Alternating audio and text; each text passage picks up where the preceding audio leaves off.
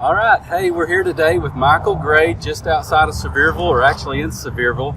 Michael is with MDSG Consulting out of Georgia, and he is in the youth sports business. Michael, what do you think about this property behind us? This property is absolutely fabulous. There couldn't find a better location in terms of proximity to the interstate, proximity to a big city, proximity to hundreds of different things to do and restaurants and hotels everywhere. But the property itself is absolutely gorgeous with the river on one side, the mountains everywhere else.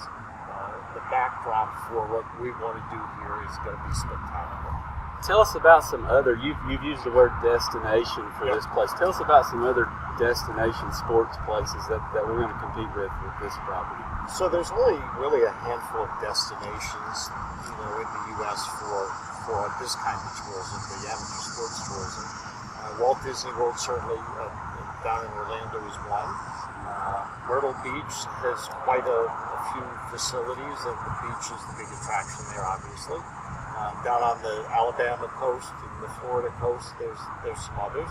But that's pretty much it. People want to know that when they go to a tournament, or whatever the competition is for their son or daughter, that there's plenty to do off the field or off the court as well. So they want to be in a destination where there's a lot to do in their downtime. And they may only play 2 hours a day. If they have two games, maybe 3 or 3.5. But they want to go eat somewhere. They want to stay on property if they can, and then they want to do some fun things as well. So that's the exciting thing about here in Sevierville is it has everything to offer.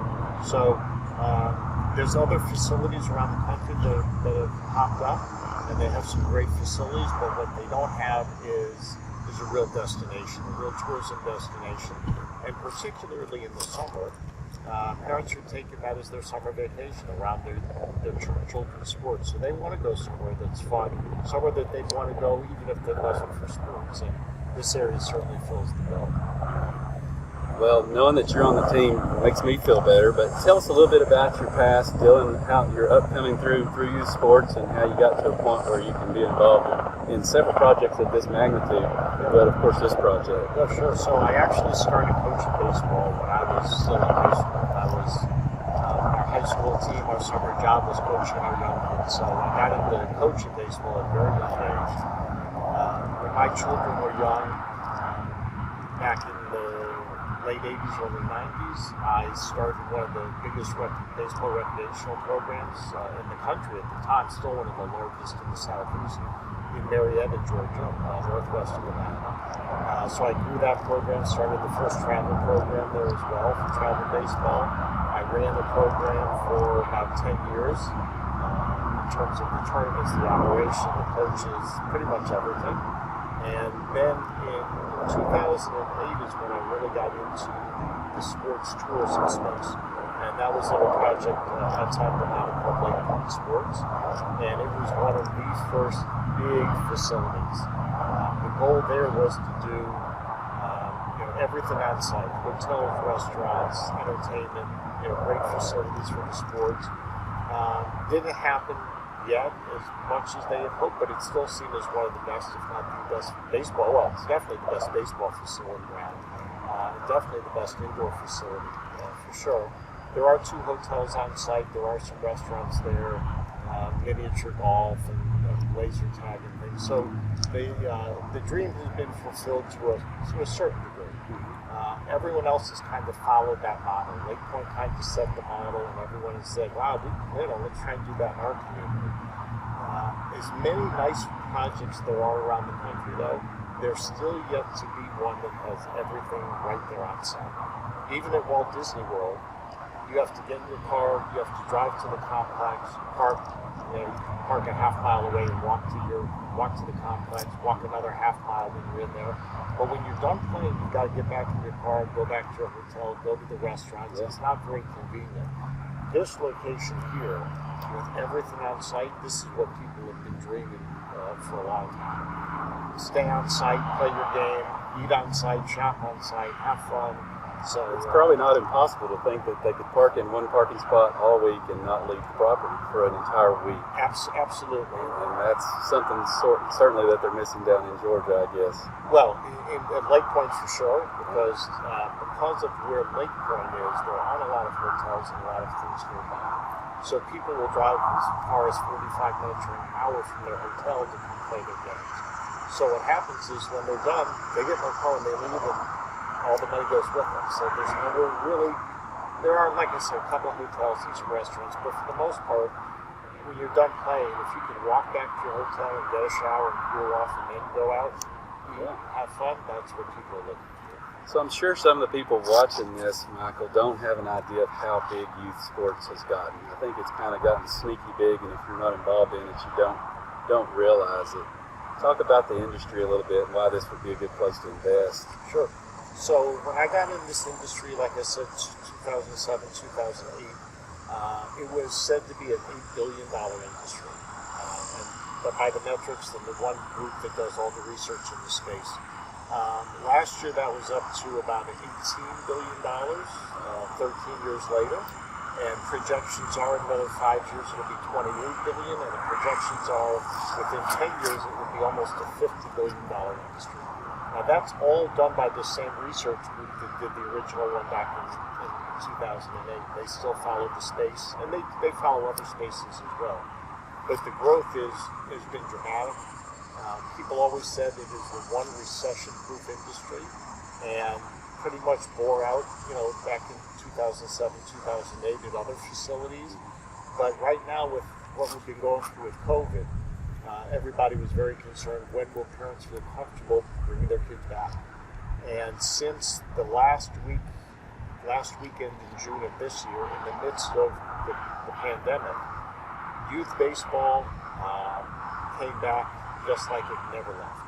And literally hundreds of tournaments around the country every weekend or every day of the week, down at Lake Point and other facilities. It's not just a weekend, it's an every day in the summer.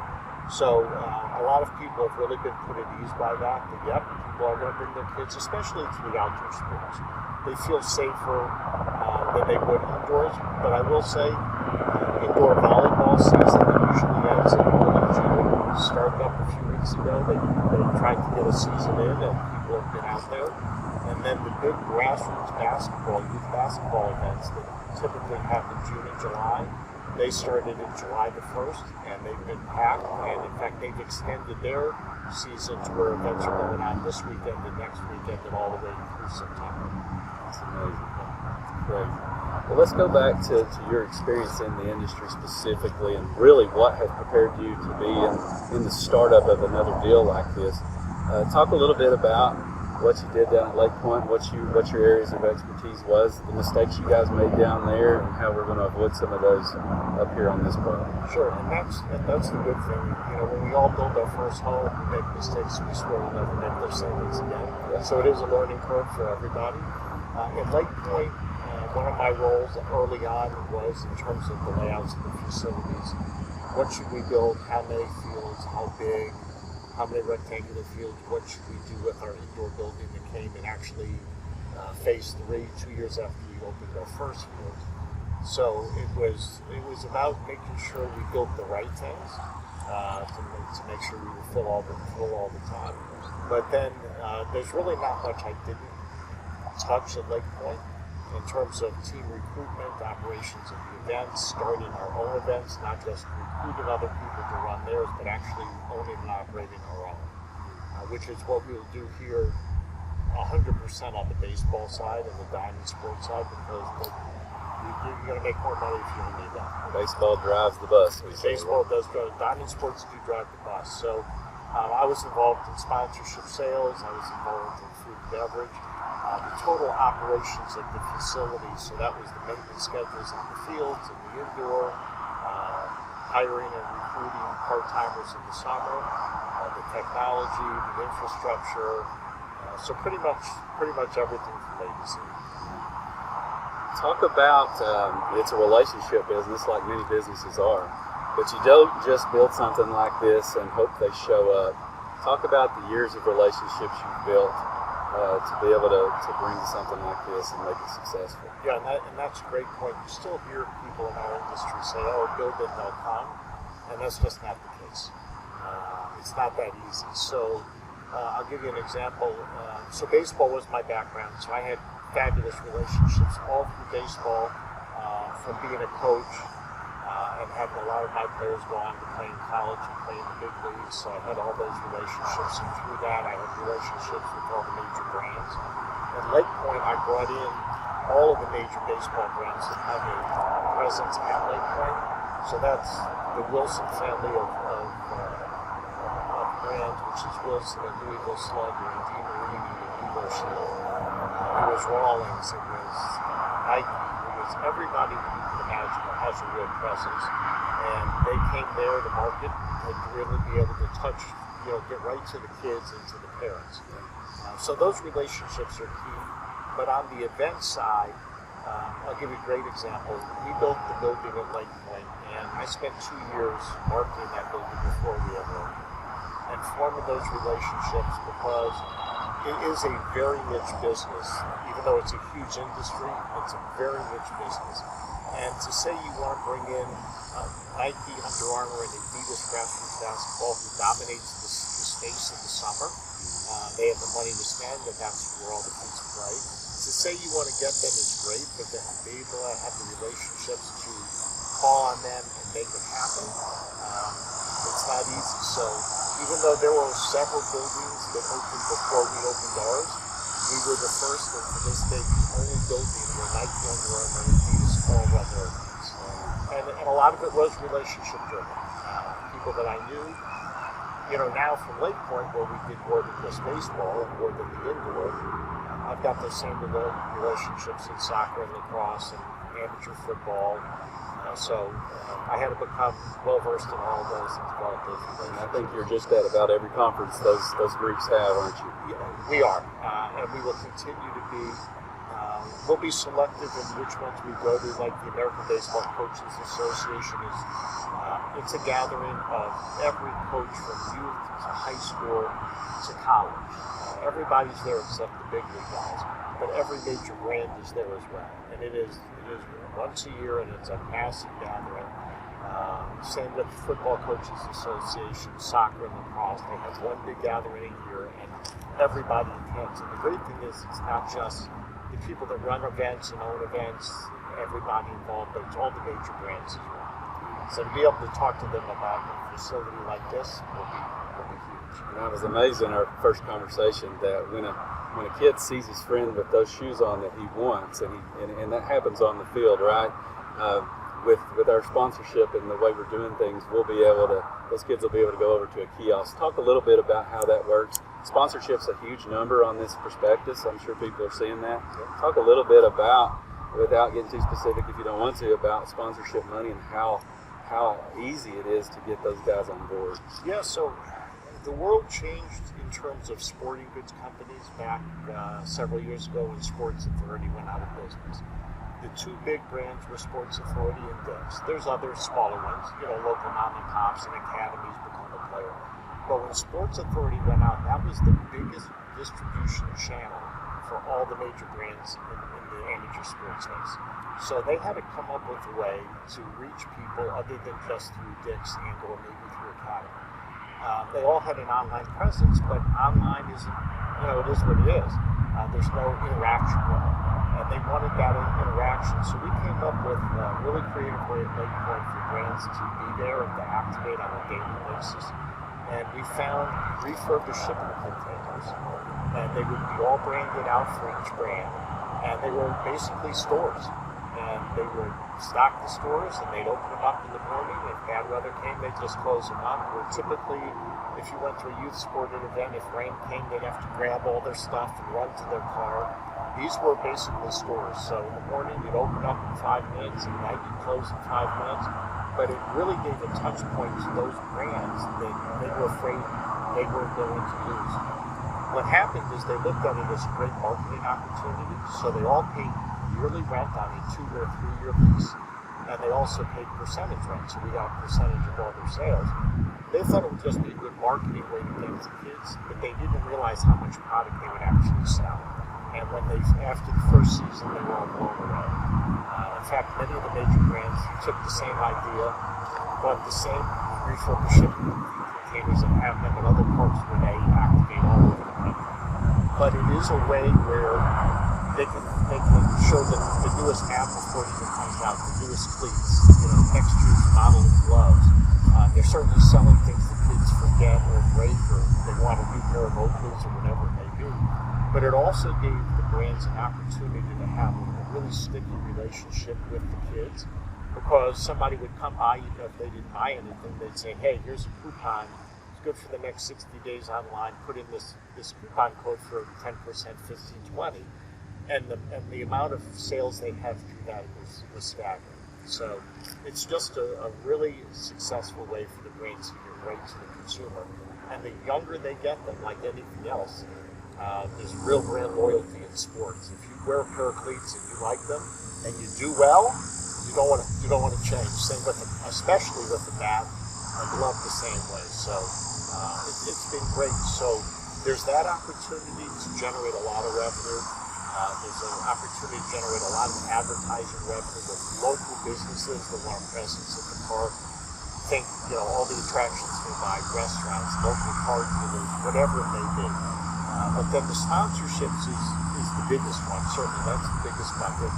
It could take the form of naming rights on all the fields, the baseball fields, or the multi-purpose fields, or the indoor building. It could be for a local healthcare company to be able to set up shop at events and hand out literature about what they do and how they treat athletes in their sports medicine department. So it can take, there's categories, and it's the typical ones. It's banks, it's automotive, it's always the Coke. It's the Coke and Pepsi who's going to have pouring rights. And if you go with Coke, you get Powerade. If you go with Pepsi, you get Gatorade. So that's always a big one that they will fight over. Huge opportunities there.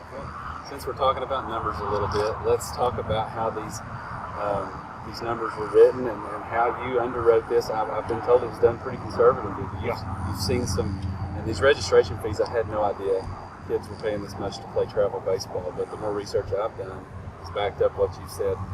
Talk about what some of these kids are paying and the other revenue sources that we have on the performance. Sure. So on the registration side, and I'll talk about the Diamond Sports for us because we will own all the events. So we will generate and keep all the revenue. So on a weekend event that's a Friday night, Saturday, Sunday during the school year, typically teams will pay $400 to $550 per team for the registration. Now, in baseball, everybody pays a gate fee. That's just the norm. Nobody expects not to unless you're maybe a senior citizen or under the age of 5. So the gate revenue is huge. Some facilities charge parking, so parking revenue is nice as well. Certainly concession revenue, if you have the right pricing structure and you have what people want, you're going to do very well in concessions. Housing is another huge revenue stream. So we will operate internally our own housing bureau. So everybody that needs a hotel room that comes to our tournaments, whether we own them or not, if they're at our complex, they have to go through our housing. We will have the guaranteed lowest group rate for everybody. We will have as many hotels as we need, starting on property and then, working our way off. But it is the norm in our business that there's a rebate attached. Now, the rebate's collected as part of the rate, so people, they know they're paying it, but they don't feel like they do because they're quoted 89, and 89 is what they pay, and the rebate is built into that discounted price. So there will be a rebate for every hotel room sold for everybody that needs a hotel when they come to the property. So that's the housing revenue stream that you've seen on there. The sponsorships we've talked about. There's huge revenue. It's huge revenue. Now, the great thing about the Diamond Sports is in the summer, the market changes. And the market where you truly have a destination, which we have here is, instead of paying roughly $500 per team to come play in a tournament, teams are paying upwards of $1,000 per person, per player, per coach. You'll see in our pro formas, we went about half of that. We performed at the very low end. Some people are charging $795, some are at $800, some are $595. But instead of a team paying $500, and there's a minimum of 15 that you have to pay for. You mean an individual paying $500? Yeah, instead of a team paying $500 on the weekend, a team, if you add it all together, is paying $18,000 or more, depending on the number of kids. And so that is that summer market, and that's why on the pro forma you'll see that those events account for an amazing amount of revenue. Now on those as well, we keep all the other revenues as well, the housing, the concessions, merchandise sales that we will do. So all of that revenue, all those revenue streams are ours. And for those events, what's behind us here, and this area is what people are looking for. They want to go somewhere because, like I said earlier, it is truly their summer vacation. And it's more, for some of them, it's more about the off the field than it is the on. They do want to be at a fabulous facility. They want to make sure it's got synthetic turf so they don't get rained out for a week and sit there and watch the rain from their hotel. But they want to go to a real destination. So these tournaments are done all over the country, but they're typically done, they started in Cooperstown, New York, where the Baseball Hall of Fame is. They're done at Disney World, they're done at Myrtle Beach, they're done at Daytona, they're done at Reno, Nevada, they're done down in Orange Beach, Alabama. So all, like we talked about earlier, all places that people want to visit as a destination. And that being said, these tournaments are being held around us. How do you see us able to compete bring those kids here, right? Yeah, absolutely. So, I think everybody knows there's a very nice baseball facility that has the name Ripken on it, not too far from here. What will differentiate us from them is they have 6 baseball fields in that team, and their fields are very small. And they do play 12-year-olds on those fields. In all honesty, they shouldn't, because they're too small for 12-year-olds these days, with the bats that are just kind of with a trampoline effect, and balls go a lot further. So they're limited as to the age groups they can do. But because they have turf fields, and it is a very nice location, they sell out virtually every weekend and every day in the summer, and they do that summer week-long tournament like we were just talking about. So, the opportunity is immense, and we'll have more fields than they will. We'll have bigger fields than they have that we can shorten with portable fencing if we want to accommodate the younger kids. We certainly will. And softball. And softball. We also will have bigger fields so that in the non-baseball season, we can use the outfields of our fields for soccer and lacrosse, whatever's going on our rectangular fields, which are right adjacent to the baseball complex. So it gives us a nice multi-use. But we'll also have better turf. We'll have the best LED sports lighting that you can get. We will have chair-back seating for everybody at ours instead of having to sit in a bleacher, which everybody hates. No one will have to haul in their own chairs because they'll have a chair-back seat with a cup holder. We're going to have to sit in the sun like I am today. No, you won't actually. It's a great point. So we will have shade structures over all the seating. There'll be shade behind home plate when you're at the concession areas. So yeah, we will do everything to make it as comfortable as you can. And the on-field part, the best of the best. So when it rains, unless it's a monsoon, we'll be able to keep playing because there will be no puddling. If we have a delay because of lightning or the rain just gets too dangerous to hold on to a bat, as soon as it lets up or stops, the fields will be ready to go. And those fields, from what I hear, will be 30 degrees cooler thanks to new technology with AstroTurf. Right? That's correct. So there's a brand new infill, and I think most everyone has seen probably pro or collegiate sports on turf fields, and they're running or they go down and you see the black pebbles flying everywhere. That's the infill of the turf that actually keeps the turf like this and not laying over. And once it lays over, then it's pretty much shot. So the infill that we will use is a natural, organic infill that it stays in better, so you don't have that what they call fly out everywhere, which is very important because if it flies out, at the end of the day, you've got to get it back in the right place so those particles don't do this. But because it's not black, it doesn't retain the heat. So what makes turf fields so hot these days is the heat is retained in those black crumb rubber pieces, and then the heat is released. And of course, it's the athletes that feel it. So yes, the The infill we will use will keep those fields at a minimum 30 to 40 degrees cool. They're safer to play on, but they're safer because of that as well. Not just the playability of the field, but that temperature. Michael, you're so knowledgeable of the industry, and we're glad to have you on the project. Talk about your role in the project, and I think any investor that's watched this video so far knows that you're an important part of this. Talk to us about. We don't want you to leave. We want to know that you're here, and you're gonna be in Rivercross, and you're gonna help us grow this thing. And it's not back there yet, but it's going to be a beautiful facility. Tell us about this is being a destination. A place for you as well. Oh, absolutely. So it's and one thing, and Ken, you know this, it's not just me. My organization includes my two sons as well, who have both been in this industry 10 plus years. My oldest son has a master's in sports facilities and operations and management. He taught a master's level class at Kansas State University on that. My younger son is a guest lecturer at several universities as well, but they worked with me at Lake Point, and they've worked on all the other projects, so they know the space as well as I do. So it's not just me; it's three of us. And yeah, you get the team, and that team may grow. But this is a project that we will be a part of, and we have been for the last couple of years to get it to this point. But we will be involved in everything we did at Lake Point. We will be doing here, from the layouts to the design, to the selection of vendors, make sure we get the best quality at the best price, the recruitment of the teams, all the relationships we have in the space and with the brands, and that extends past the diamond sports as well. But we will be here, as I've said to Rob and Steve, you'll get tired of seeing us every day because one of us will be here, until this thing's going, and then well past. Because once we open, the work just starts. So there's competing people out there, and you just can't say. But you got to go book those tournaments as soon as the bulldozers start moving, right? Absolutely, and that's what we will do. We will start. We have not started to market yet because the worst thing we could do is promise someone an opening date and not make it, and then they're out money. Their customers are out money, and that's not a good way to start. So once we start moving dirt, we'll have good timelines of when we'll open.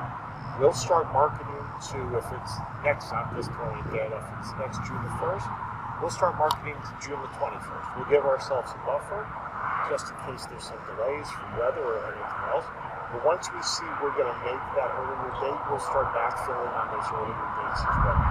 So I'll give you a great example at Lake Point. We built a 175,000 square foot indoor facility. And that's how I did it. And we saw we were actually going to open 2.5 weeks early. And we knew that about 6 months out. That's a longer construction process than the fields are. But the day we opened that facility, we had AAU with their Women's National Championship for basketball. Our very first event on day one. Probably the last event you booked, or one of the later events you booked. It was, because we didn't book it originally, but we still had time to do it. But that building was virtually sold out for the day we opened. And again, it was because we started early, and we did it the right way, and we had the right relationships. So we'll do the same thing here. When we know these fields are going to open, we will go to market immediately. And we will not just market what we're building on the sports side, but we're going to market what the entire complex is, because they go hand in hand. And when people truly see that they can come here and, like you said, park in one spot and walk from their hotel to a field and walk back and walk to restaurants, and if they want to go somewhere else, there's hundreds of places that they can choose from. So being where they are, there's a lot of chaos about 10 miles beyond this property, and the interstate's only about 3 miles in that direction. And that is the beauty of it, because we've all driven from that interstate into the chaos. Yeah. And a 10-minute drive can be 50 minutes. So the fact that we're right here, geographically, right here, right close to the interstate is huge for us. And it will also help us, Ken, during the midweek days, non-summer, because we will be able to attract a lot of activity from the Knoxville area to come here Monday through Thursday, whether it's high school sports, whether it's adult leagues. They wouldn't drive, to Pigeon Forge or Gatlinburg, is too far, but they will come here. And we know that because we've already done our diligence with those groups. It's an amazing property, and it just every time I hear from you, I get more and more excited. Is there anything else you want to add to the conversation? I think I've asked you about every question a savvy investor would want to hear. We've just got an awesome opportunity, I think, for investors, and I really appreciate your time. We sat out here in the sun and got this done, but we did it so that people could hear from you, because it's so important to hear from you. Yeah, the only thing I would add, Ken, is, and I think you touched on it earlier, and maybe I neglected to answer it. So everything you see on our pro forma is on the conservative side. Registration, the gate, the housing, the number of people that will come, which feeds everything. So we kept all the numbers conservative, but when we built that pro forma, it wasn't just, okay, what can we do, and let's just throw some numbers down there. We did this based on historicals, what we did at Lake Point, what happens in similar projects all around the country, what happens at Ripken Baseball down the road.